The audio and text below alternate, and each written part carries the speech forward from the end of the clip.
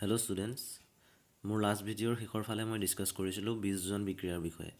বিযোজন বিক্ৰিয়াৰ তিনিটা টাইপ আছে বুলি কৈছিলোঁ। তাপীয় বিযোজন, এটা আছিলে বিদ্যুতৰ উপস্থিতিত বিযোজন, আনটো আছিলে পোহৰৰ উপস্থিতিত বিযোজন। এতিয়া তাৰ পাছত আৰু এটা ৰাসায়নিক বিক্ৰিয়া আছে, সেইটো হৈছে অপসৰণ বা প্ৰতিস্থাপন বিক্ৰিয়া।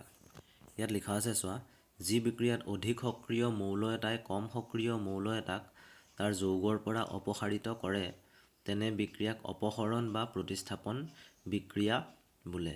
যেনেকৈ আমি ইয়াত দেখিছোঁ আইৰণ আছে Fe, ছলিড ষ্টেটত আছে মানে গোটা অৱস্থাত আছে।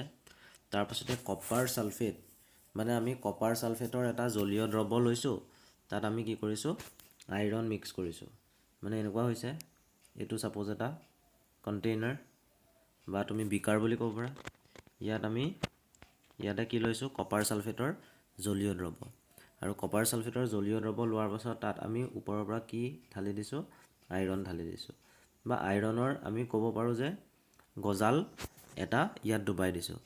যেতিয়া আমি গজালটো ডুবাই দিম, লাহে লাহে কি হ'ব, ৰাসায়নিক বিক্ৰিয়া হ'ব। বিক্ৰিয়াটো হওঁতে অলপ সময় লাগিব, কিন্তু যেতিয়া ৰাসায়নিক বিক্ৰিয়া হ'ব তেতিয়া দেখা পাবা যে এই যোনটো জলীয় দ্ৰব্যটোৰ কপাৰ ছালফেটৰ জলীয় দ্ৰব্যটোৰ ৰং হয় নীলা, সেই নীলা ৰংটো লাহে লাহে কি হৈ আহিছে, কমি আহিছে, আৰু আইৰণৰ ওপৰত এটা মুগা ৰঙৰ প্ৰলেপ পৰিছে। গতিকে ইয়াত নিশ্চয় এটা ৰাসায়নিক বিক্ৰিয়া হৈছে। এই ৰাসায়নিক বিক্ৰিয়াটোক অপসৰণ বা প্ৰতিস্থাপন বিক্ৰিয়া এই কাৰণেই কোৱা হয় যে আমি যোনটো আইৰণ ব্যৱহাৰ কৰিছোঁ, আইৰণে কি কৰিছে, কপাৰ ছালফেটৰ যোনটো দ্ৰব্য আছিলে, সেই দ্ৰব্যটোত থকা কপাৰক কি কৰিছে, অপসৰণ কৰিছে। সেইটো কাৰণে এই বিক্ৰিয়াটোৰ নাম হৈছে অপসৰণ বা প্ৰতিস্থাপন বিক্ৰিয়া। তেনেকৈ জিংকে কপাৰ ছালফেটৰ দ্ৰব্যটোৰ পৰা কপাৰ অপসাৰিত কৰিছে, ঠিক সেইদৰে লেডেও কপাৰ ক্লৰাইডৰ দ্ৰব্যটোৰ পৰা কপাৰক অপসাৰিত কৰিছে।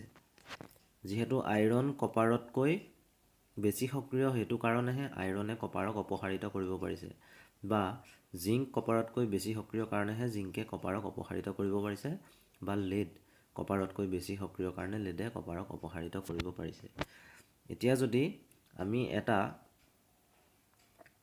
জলীয় দ্ৰব্য লওঁ, আইৰণ ছালফেটৰ,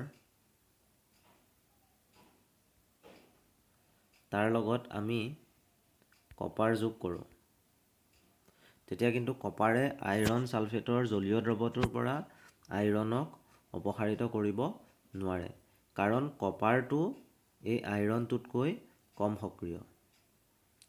গতিকে আমি জানিলোঁ যে আইৰণেহে কপাৰ ছালফেটৰ দ্ৰব্যটোৰ পৰা কপাৰক অপসাৰণ কৰিব পাৰিব, কিন্তু কপাৰে আইৰণ ছালফেটৰ দ্ৰব্য এটাৰ পৰা কেতিয়াও আইৰণক অপসাৰিত কৰিব নোৱাৰে, কিয়নো কপাৰৰ সক্ৰিয়তাটো আইৰণতকৈ কম।